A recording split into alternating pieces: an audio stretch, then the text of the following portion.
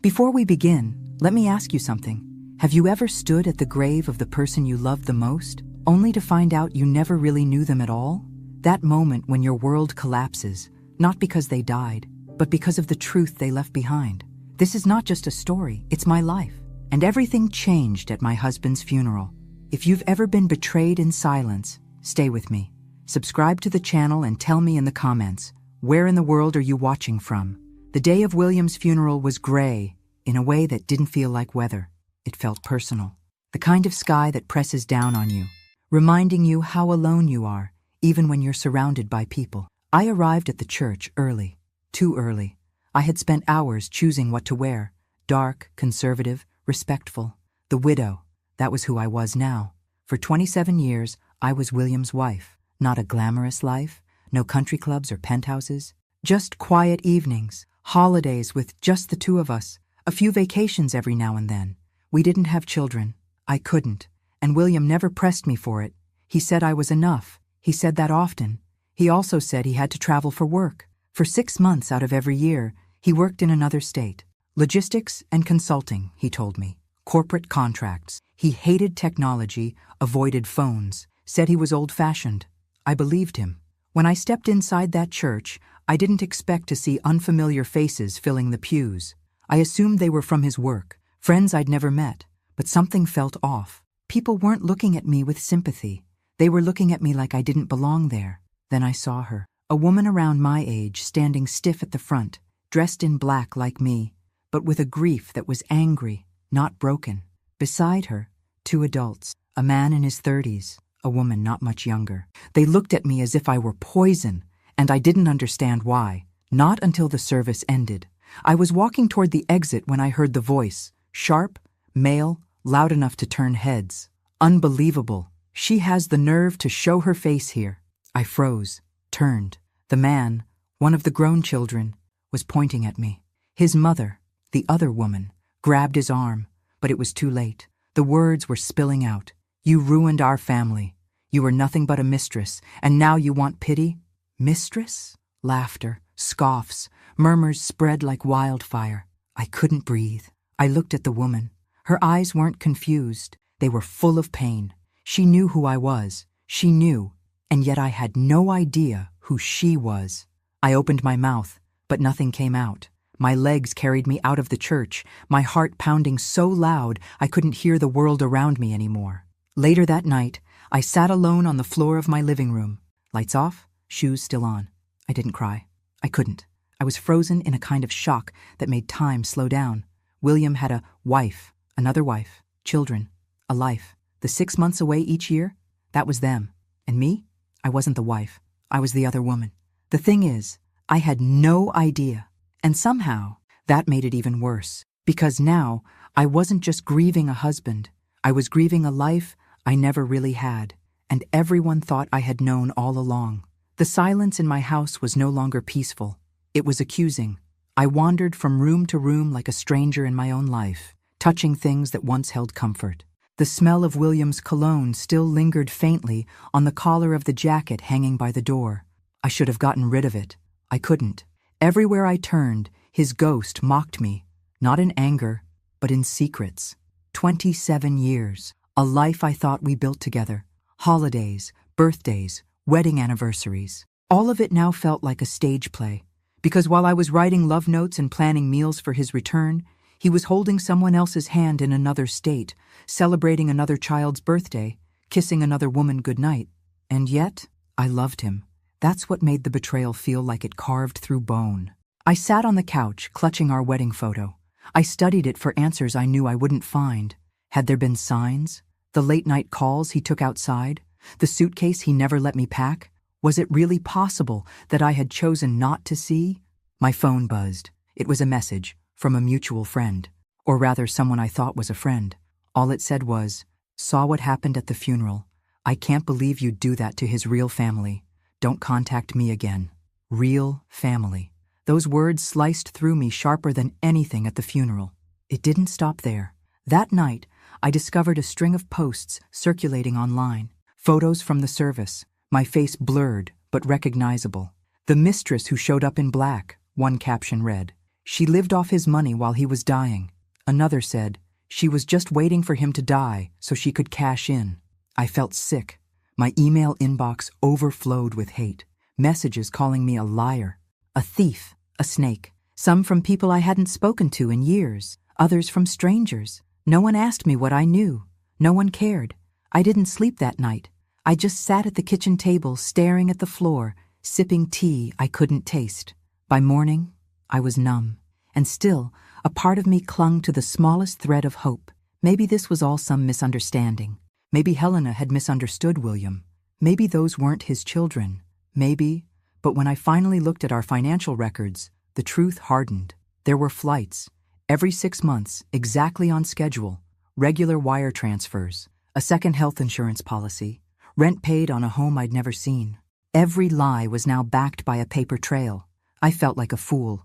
A woman over 50, mocked online, left with no one to defend her, no children of her own, no siblings, no family left to turn to, just me, and the ghost of a man who had loved me quietly while building a louder life elsewhere. I started locking the doors more often, jumping at knocks. At the grocery store, I felt eyes on me. Whether they were actually watching or not, I didn't know. But paranoia had planted roots. I walked with my head down, like a criminal. Sometimes I wondered if this was punishment. Was I so desperate to believe in love that I let it blind me? Was the comfort of our routine so soothing that I chose ignorance over suspicion? Or was I truly just a victim of a man's double life? I didn't have the answers. Not yet. But I knew one thing. The Margaret who smiled through pain, who stayed quiet to be polite, who trusted too easily, that woman had been buried right alongside William. The woman left behind? She was about to find out what it really meant to live in the aftermath of someone else's lies. The day of the will reading felt like walking into a courtroom where everyone already believed I was guilty. I almost didn't go. I paced around my house for an hour, keys in hand, coat draped over the back of a chair. I kept thinking, what's the point? Whatever William left, it wouldn't matter. Nothing could undo what he'd done. But part of me needed to hear it. I needed to know if he at least acknowledged me in some way. I needed a reason. A fragment of closure. The lawyer's office was downtown, in a cold brick building that smelled like dust and legal tape. I arrived last. The room was already full. Helena sat with her arms crossed tightly over her chest, flanked by her 2 adult children. Their children. I hadn't even learned their names yet. To me, they were still the son who yelled at me, and the daughter who wouldn't look me in the eye. They didn't acknowledge me when I walked in. I sat alone in the back corner, clutching my purse like it was a shield. The lawyer, an older man in a tan suit with weary eyes, cleared his throat and began. He spoke plainly, without drama. William's estate was significant. Multiple properties, investment accounts, retirement funds, stock portfolios. I knew some of this, not the scope, but I knew we'd lived comfortably. William was always frugal, always talking about saving for later. I just didn't know that later came with a landmine. He began listing assets. A house in New Jersey, left to Helena, a small trust for the daughter, another for the son. I thought, okay, that makes sense. They were his kids. But I braced myself, waiting for my name to appear next, and then it did, for everything else. Margaret Turner is named the sole beneficiary of the remaining estate, the lawyer read, including but not limited to the following: the marital home in Connecticut, all retirement accounts, investment portfolios, and personal savings, effective immediately. The room went silent. I didn't even breathe. Then I heard it, the sound of a chair scraping against tile, and a gasp that broke into a choked, "What?" It was Helena's son. He stood, face flushed red with fury, pointing at me like I'd just robbed them at gunpoint. She knew. She had to have known. You don't give someone everything unless they're in on it. The lawyer raised his hand to calm the room, but it didn't matter. Chaos had already been unleashed. "You think we're just going to let you walk out with everything?" The daughter spat at me. "He was our father. You were just his distraction." I wanted to scream. I didn't ask for any of this, but I couldn't even find my voice. My cheeks burned. My throat felt like it had swallowed sandpaper. I opened my mouth, tried to say something, anything, but Helena's eyes locked with mine before I could speak. She wasn't yelling. She wasn't crying. She just looked hollow, and that hurt more than anything, because in that moment, I saw my own face reflected in hers. We were both betrayed, but somehow I was still the one painted as the thief. I stood, legs shaking beneath me. The room pulsed with tension. "I didn't know," I whispered. "I never knew." No one answered. No one believed me. And so, I walked out of that office, out of the wreckage of William's 2 lives, out into a world where now I wasn't just a widow. I was the woman who stole everything, the stranger, the villain in someone else's story. And yet, I had never felt more alone in mine. I didn't open the front door for 2 days after the reading of the will. The outside world had turned into something hostile. I knew I wasn't imagining it. The glances at the grocery store, the way neighbors avoided eye contact, the 2 women whispering by the post office as I walked past. My name wasn't just being spoken, it was being smeared. The local paper ran a piece, "Secret Wife Inherits Fortune After Businessman's Death." It didn't mention my name directly, but everyone in town knew who it was about. The timing, the details, the implication. It was enough. Inside my own house, I couldn't find peace either. Every corner reminded me of William, his slippers by the back door, his toothbrush still in the bathroom. I should have thrown it out. I didn't. I couldn't. Instead, I sat in the kitchen staring at a folder filled with bank statements, legal documents, and property titles, all now under my name. Millions. That word didn't even feel real. When we were together, William never lived extravagantly. He liked simple things. He'd clip coupons and complain about wasteful spending. We had no luxury cars, no designer furniture. But apparently, while he was preaching frugality, he was building an empire. And now all of it was mine. But I didn't feel rich. I felt contaminated. The money didn't comfort me. It haunted me. Every dollar was a reminder that I didn't truly know the man I shared a bed with. Every asset felt like it came from a lie. I hired a lawyer, not because I wanted to fight anyone, but because I had to make sure it was real. That William hadn't manipulated the documents while impaired. That I hadn't somehow unknowingly committed fraud just by existing. The lawyer confirmed it all. William had made the changes a year before his death, while fully coherent. The paperwork was airtight. The decision had been his. But why? Why would he leave me everything, knowing it would tear his other family apart? Knowing I'd become the target of their rage? I couldn't ask him now.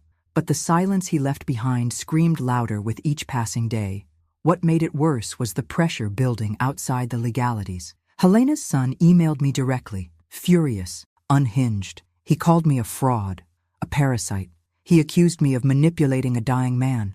He threatened to go public with everything, sue me for inheritance theft, even hinted that I'd driven William to the grave with stress. Helena's daughter wasn't much better. She posted on social media about me constantly, sometimes vague, sometimes explicit. She called me that woman who hid in plain sight and preyed on a broken marriage. Her followers believed every word. People I'd never met sent me private messages telling me to give the money back, that I didn't deserve it, that I should be ashamed. The worst part? A small part of me did feel ashamed. I hadn't done anything wrong, but I had benefited from someone else's lies. One night, unable to sleep, I sat on the back porch watching the wind stir the trees, and I said it out loud for the first time. I don't want this. The house, the cars, the money, the lawsuits, the silence. I didn't want any of it. I wanted my life back. The simple one. The one where I still believed in my husband, where my world made sense. But that life was dead, and in its place, I was left holding the ashes of a man who loved me and betrayed me, who chose to protect me financially, but not emotionally, who lived 2 lives so cleanly that even in death, he managed to destroy both. And now, I was alone with the fallout, alone and hated. And no amount of money in the world could make that feel less heavy. I didn't plan to reach out to Helena. Not at first. Part of me hoped she would contact me, to scream, to ask why, to accuse me to my face instead of through lawyers and online posts. But she didn't. So after another week of silence, and of waking up with my stomach in knots, I made the decision. It wasn't courage, it was desperation. I found a neutral spot, a small cafe halfway between our towns where no one knew either of us. I sent her a message, polite, careful. I told her I didn't want a confrontation. I just wanted to talk, for both our sakes. To my surprise, she replied within an hour. Tomorrow at 10. Don't be late. I barely slept that night. When I arrived, she was already seated. No makeup, dark circles under her eyes. Her hands folded tightly in front of her, like she was holding herself together through sheer will. I hesitated for a moment before sitting. She didn't smile, didn't nod, just stared at me with a tired intensity that made it hard to breathe. I opened my mouth, but she spoke first. Did you love him? The question hit me like a slap. I didn't expect that to be her first words. I thought she'd ask how long I knew, why I didn't walk away. But no, just that. Did I love him? Yes, I said softly. I did. She nodded once, almost imperceptibly. Her jaw clenched. Her eyes filled for a moment, then blinked clear again. He told me you were a girlfriend, she said. One of many before we married. I asked once if you two ever reconnected. He laughed, told me not to worry. She sipped her coffee, her hands shaking slightly. He lied to both of us. For over 2 decades, 25 years of scheduling birthdays around business trips, 25 years of watching my kids wait by the window every June, knowing he wouldn't be back until Christmas. I couldn't speak. You know what hurts the most? She continued. Not that he left everything to you, not even that you didn't know about us. It's that, for all these years, I thought I was the only one being tolerated. But turns out, we were both being kept. The word sat heavy between us. Kept. I nodded, slowly. I used to imagine our future, I said quietly. Sitting on the porch together, old and tired, watching the seasons go by. I thought we had time. She let out a bitter laugh. Time. That man divided every ounce of his time like a chessboard. Holidays were always the hardest. And now?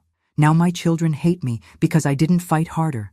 They think I let this happen, that I wasn't enough. I looked up. Helena, I swear to you, I didn't know. Not 1 minute. If I had, you would have left? She asked. Not accusatory, just curious. I hesitated. I don't know. I want to believe I would. But 27 years is a lot of memories to erase. She nodded again, slowly. Same. We sat in silence. 2 women, side by side, nursing identical wounds carved by the same man. Eventually, she pulled a worn envelope from her purse. He left this in our safe, a copy of his original will. Before he changed it, she slid it across the table. In it, she had been the sole beneficiary. I think he knew he was dying, she said. And I think, somewhere, he believed he had to choose. Maybe he thought leaving everything to you would make up for something. Maybe it was his idea of love. I stared at the paper. My name wasn't even on it. I didn't ask for the money, I said. I still don't know what to do with it. She looked at me, softer this time. Neither do I. We left the cafe without a handshake. No hugging, no closure. But as I walked away, I felt something I hadn't felt in weeks. Not peace, not forgiveness, but understanding. And maybe, just maybe, that was the first step toward something that resembled healing. I didn't plan to reach out to Helena. Not at first. Part of me hoped she would contact me. To scream, to ask why, to accuse me to my face instead of through lawyers and online posts. But she didn't. So after another week of silence, and of waking up with my stomach in knots, I made the decision. It wasn't courage. It was desperation. I found a neutral spot, a small cafe halfway between our towns, where no one knew either of us. I sent her a message, polite, careful. I told her I didn't want a confrontation. I just wanted to talk, for both our sakes. To my surprise, she replied within an hour. Tomorrow at 10. Don't be late. I barely slept that night. When I arrived, she was already seated. No makeup, dark circles under her eyes, her hands folded tightly in front of her, like she was holding herself together through sheer will. I hesitated for a moment before sitting. She didn't smile, didn't nod, just stared at me with a tired intensity that made it hard to breathe. I opened my mouth, but she spoke first. Did you love him? The question hit me like a slap.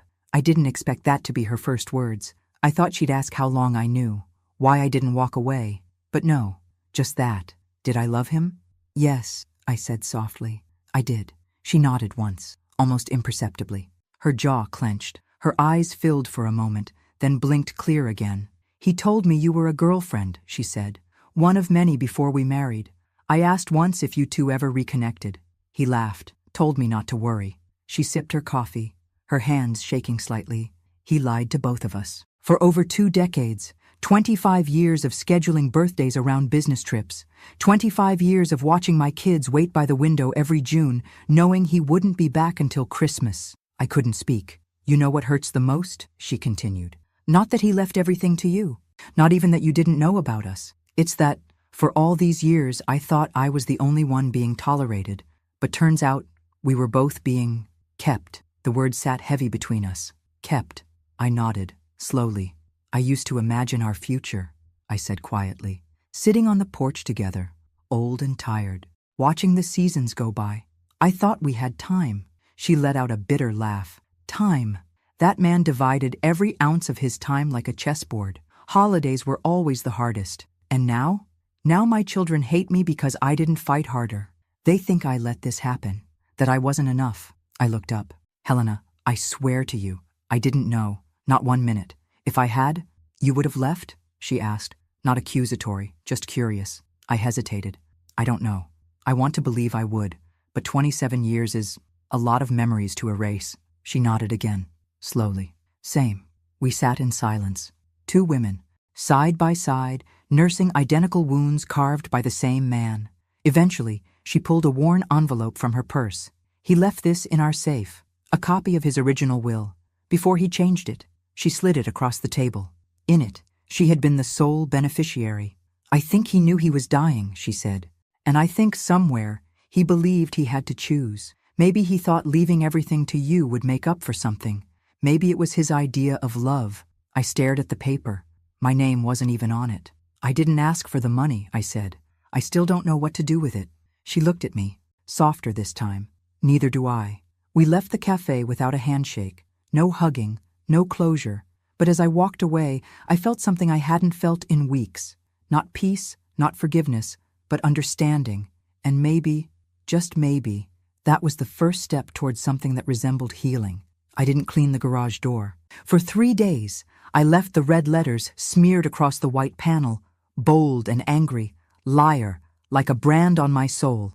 Neighbors drove past more slowly than usual. One of them offered to help paint over it. I declined, because part of me felt like I deserved it, and another part wanted the world to see it. To see what grief twisted into rage looked like. To see how a lie told by one man could unravel lives and leave a stranger holding the blame. But on the 4th morning, I woke up and decided I was done carrying shame that wasn't mine. I bought paint. I covered the letters. And for the first time in weeks, I looked in the mirror and didn't look away. That same day, I made a decision. If they wanted to make me a villain, I would respond like someone they couldn't define. I would not react. I would not apologize for things I didn't do. I would reclaim my life, one act at a time. I increased the anonymous donations. I transferred money to food pantries, shelters, senior homes. I funded therapy for widows, quietly, silently. I wasn't doing it to redeem myself. I was doing it because giving away pieces of that poisoned inheritance felt like cutting out thorns from my skin. But of course, it didn't take long for word to spread. Helena's daughter posted screenshots from court filings. She's trying to buy forgiveness, one post read. Guilt money, said another. Keep your dirty hands off our father's legacy. Then came the formal court notice. Helena's children were suing me, contesting the will. The grounds? Emotional manipulation, coercion of a vulnerable man, lack of mental capacity. I read the paperwork sitting alone in the same kitchen where William used to bring me tea. They were saying I manipulated him while he was dying, that I pressured him to change his will in my favor, that I isolated him from them on purpose. None of it was true. But truth didn't matter anymore. Perception did. I gave the papers to my lawyer, who assured me the case was flimsy. William's mental health had been intact at the time of the changes. There were doctor's records, witness signatures. Everything had been notarized. Still, I couldn't sleep, couldn't eat. I stopped opening the curtains, until one morning I found an envelope taped to my door. No stamp, no return address. Inside was a photo. Me, outside the post office, captioned in thick marker, "How's the blood money, Maggie?" I dropped it on the floor and walked straight to the sink, vomiting until I shook. I wasn't scared for my life. I was scared of becoming what they said I was. I called my lawyer again. "I want to settle," I said. "You don't need to," he replied. "I know, but I want to." That same afternoon, I called Helena for the second time. She didn't sound surprised. "I've seen what they're doing. she said. I didn't know about the photo. I don't want to fight anymore, I said. I'll divide the estate, not because I owe them, but because I want to be free. There was silence. Then, meet me tomorrow. We met at the same cafe. This time, she looked different, tired still, but warmer, like something inside her had settled. She apologized for the things her children had done, not just the lawsuit, but the hate campaign, the posts, the rumors. They're angry, she said. They don't know what to do with it. I know, I said. Neither did I. We spoke for over an hour. About grief, about betrayal, about motherhood, and the absence of it in my life. Eventually, we reached an agreement, a legal, written, and private settlement. A portion of the inheritance would go into a fund for her grandchildren. Another part would go to a nonprofit in William's name. The rest, I could do what I wanted with it.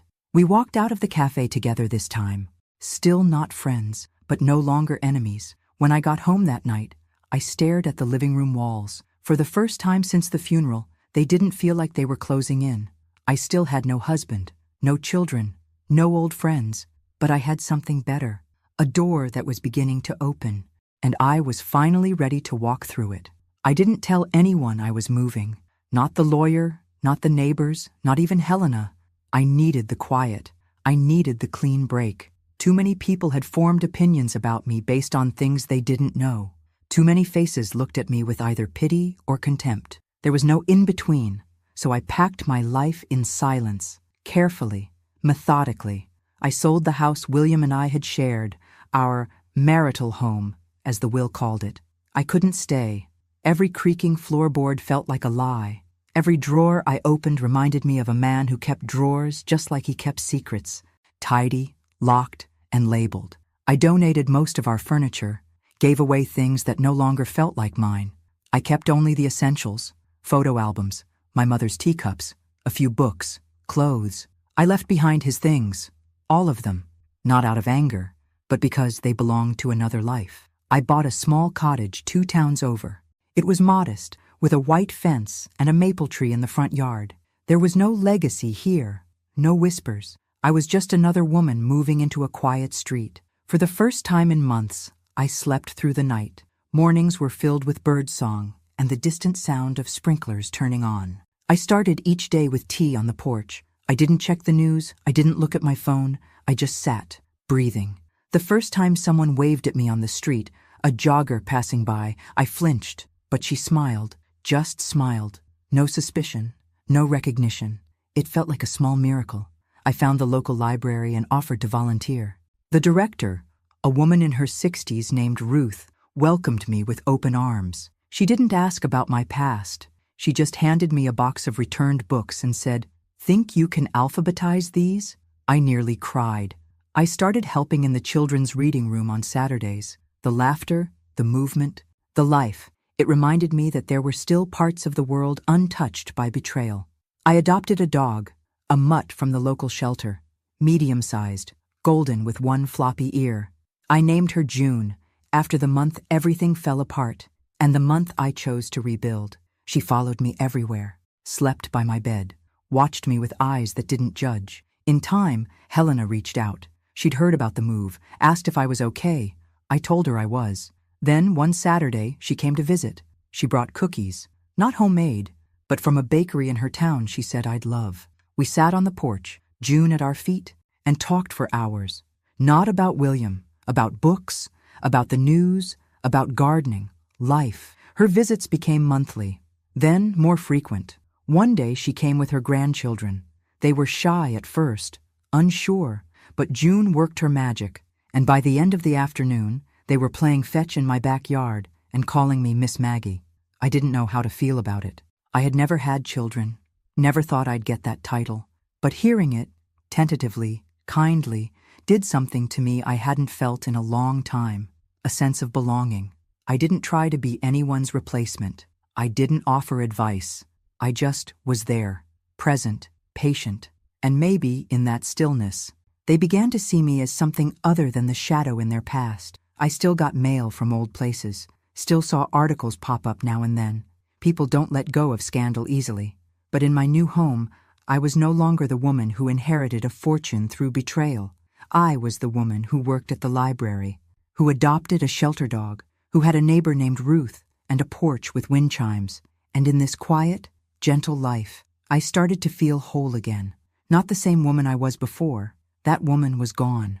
But someone new, someone stronger, someone who had survived the fire and walked out of it with grace. It was a Saturday when it happened. A crisp, sunny morning, the kind where everything feels peaceful, where even the air seems to forgive.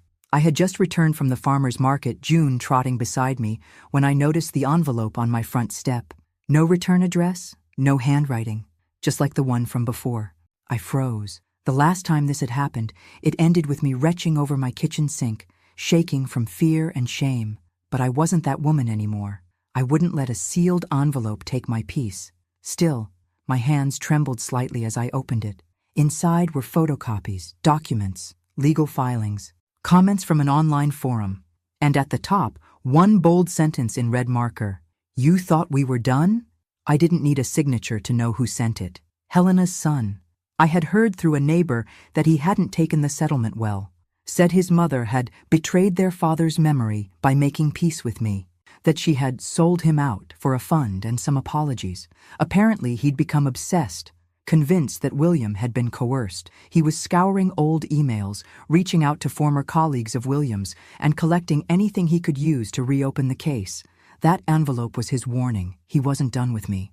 I called my lawyer immediately. He told me to stay calm. Nothing in the papers was new or actionable, but still, just hearing the words out loud again, manipulation, fraud, unlawful influence, it pulled something old and raw back into the light. By Monday, the local news had picked up whispers of the new accusations. Just a blurb, just enough. I stayed indoors for a week. The anxiety returned, wrapping its fingers around my throat like it had in those early days after the funeral. June never left my side. At night, I sat in bed with my laptop closed, trying to keep my hands from shaking. Then, Helena called. "I heard what he's doing," she said. "I'm sorry." I stayed silent. "He's angry," she continued. "But he's not well, Maggie. He's not seeing things clearly. He's trying to destroy me," I said. "No," she said firmly. "He's trying to punish someone because he doesn't know what to do with his grief, and I will not let him use me, or William's ghost, to do that." 2 days later, she showed up at my door. She had called the Attorney General's office herself and filed a statement defending me. She had gone on record. I had not coerced William. He had been clear, sound of mind, and made his choices out of his own guilt, not manipulation. She stood by me, publicly, and when it was time for the hearing, to review whether the case could even be reopened, she sat beside me in the courthouse. Our lawyers spoke. The judge reviewed the evidence. Then, in less than 30 minutes, it was over. Case dismissed. No grounds, no new proof, no reopening. Outside the courtroom, we stood together while reporters shouted questions. I didn't speak. Helena did. "She is not the villain," she said. "She is another victim of the same man who deceived us all. My son needs help, not more pain, and Margaret deserves peace." I cried in the car afterward, not because of relief, but because someone believed me, publicly, fiercely. Later that week, I met Helena at the park. We sat under a large oak tree, watching her granddaughter play on the swings. She handed me a sandwich and said, "You know, I used to think you were the woman who stole my husband." I didn't respond. She smiled gently. "But now I know. We were both just trying to survive the same storm, from different windows." We sat in silence for a while, just breathing. I realized something then. This wasn't the end of the pain, but it was the end of the chase, the end of trying to prove who I was and wasn't to people who had already decided. Let them talk, let them speculate. I had truth, and I had peace, and for the first time since William's funeral, I finally had someone standing beside me when I needed it most. The house I bought was quiet in the kind of way that doesn't feel lonely. It felt earned. The soft hum of the wind through the trees, the occasional bark from June in the backyard, the creak of old floorboards settling beneath me. After everything, I had learned to cherish stillness. I started to build something new. Nothing grand, nothing headline-worthy. Just life. Real, quiet, simple life. Quiet. I joined a community gardening group, signed up for weekly cooking classes at the senior center. I volunteered at the library on Mondays and Fridays, reading to children whose parents were too busy or too tired. No one asked about my past. No one recognized me as that woman. Here, I was just Margaret, Miss Maggie, to some. And I liked it that way. I still got the occasional letter, thinly veiled messages from old acquaintances, former neighbors, sometimes even reporters trying to revisit the story. I tossed them all. They didn't deserve space in this life I was building. Once, Helena came for a weekend. She brought a pie and a photo album. We looked through pictures of William, not the ones I knew, but the ones she did. Birthday parties, school plays, a man in a Halloween costume with his kids in tow. I expected to feel pain, but mostly I felt distance. She asked if I wanted to keep a few pictures. I took one, just one. A candid photo of William laughing with a baby girl on his shoulders. His daughter, the same daughter who once called me a thief. I framed it, put it in the back hallway, not as a shrine to him, but as a reminder of the truth, of the weight of deception, of what it cost everyone. Helena's relationship with her children remained strained. Her son had moved away. Her daughter kept her distance. But slowly, there were small steps. A phone call here, a shared lunch there. I never asked. It wasn't my place. But I saw the effort in Helena's eyes, the mother trying to rebuild a bridge from ashes. And one day, she brought them with her. It was fall, crisp air, leaves swirling like golden confetti. I had set the table outside. A simple meal, roasted vegetables, baked chicken, fresh bread. Helena arrived with her daughter and 2 small children. The same granddaughter I'd seen at the park. And a boy, younger, holding his mother's hand. I was nervous, so was she. But kids are funny. They don't carry the burdens adults do. The little girl ran to June instantly. The boy followed. Helena's daughter, the daughter, stood stiffly at first. Then, after some awkward silence, she looked me in the eye and said, "They call you Miss Maggie at the library." I nodded. "They like you," she added. Her voice was measured, controlled. "They're good kids," I said. We didn't talk about William, or money, or court cases. We talked about school lunches, about the weather, about dogs and books and recipes. Nothing that carried weight, but it was enough. After they left, I sat alone on the porch, wrapped in a blanket, a cup of tea in hand. The house was still, but not empty. I looked around at the home I had created, the shelves filled with donated books, the garden I'd started to plant, the rug June had claimed as her throne, the laughter that had, briefly, filled the air that afternoon. It didn't replace the past, it didn't erase the betrayal, but it gave me something else, a beginning. And for the first time, I let myself think, maybe I'm not just surviving anymore. Maybe, just maybe, I'm starting to live. The invitation came in a simple card, white with gold trim. Helena's handwriting neat and deliberate. Christmas Eve, dinner, bring June. No pressure, but we'd love to have you. I stared at it for hours, unsure whether to cry or smile. A year ago, I was the woman who had stolen her husband's legacy. Now I was being invited to her family's table. It didn't feel like a victory. It felt fragile. Still, I went. The drive was quiet. Snow lined the roads in soft layers, the world muted in winter's hush. June sat in the back seat, tail thumping every few minutes, her energy a comfort. When I arrived, Helena met me at the door, wrapped in a red sweater, her silver hair pinned back. She hugged me, not stiffly, not out of politeness. It was a real embrace, one that said, "I see you, and I don't resent you anymore." The living room was warm, full of soft music and pine-scented candles. Her grandchildren were already running in circles. Her daughter gave me a small nod from across the room. Not a smile, but not a glare either. And that was enough. Dinner was simple. Roasted turkey, mashed potatoes, vegetables, 2 kinds of pie. We ate, talked, passed plates like we'd done it 100 times. And yet, for me, every moment felt surreal.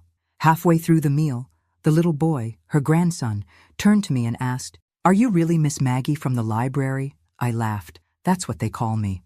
He nodded, satisfied, then added, "Mom says you read the best stories." I glanced at his mother.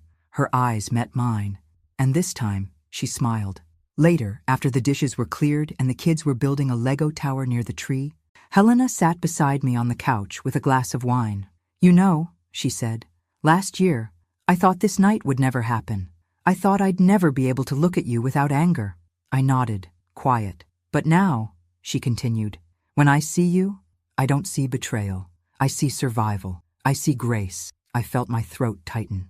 I looked at the tree, the lights, the stockings, this home, this family, so different from mine, so far from what I thought I'd have. And yet, here I was. I never tried to replace you, I whispered. I never even knew I had anything to replace. I know, she said. Now I do. We didn't speak after that. We didn't need to. Later, just before I left, her granddaughter came up to me with a handmade card, stick figures drawn in marker, one with a gray ponytail, the other with a floppy-eared dog. It said, "To Tia Maggie, Merry Christmas, Tia, Aunt." I stood at the door, card in hand, and my heart broke open. Not from pain, but from the gentlest kind of healing.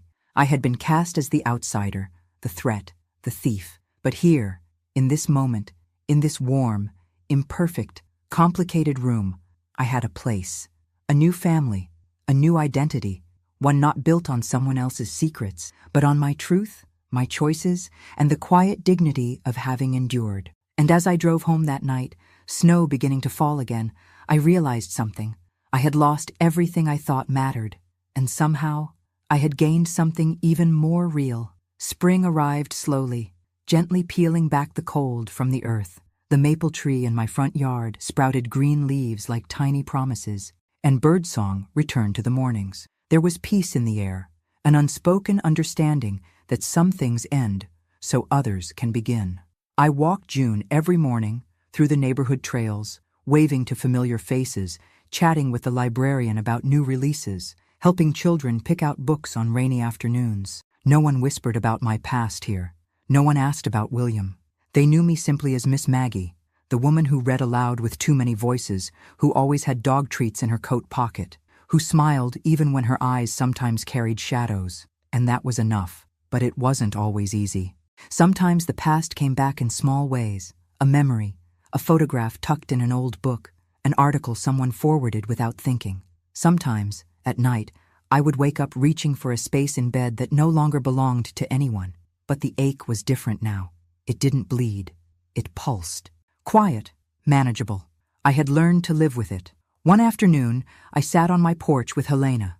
We didn't talk much anymore when we met. We didn't need to. The silence between us had shifted from awkward to sacred. We drank tea, watched June roll in the grass, listened to the laughter of her grandchildren in the yard. Her daughter had started coming by more often. Her son, still distant, had written a letter of apology, short but genuine. Healing was never linear, but it was happening.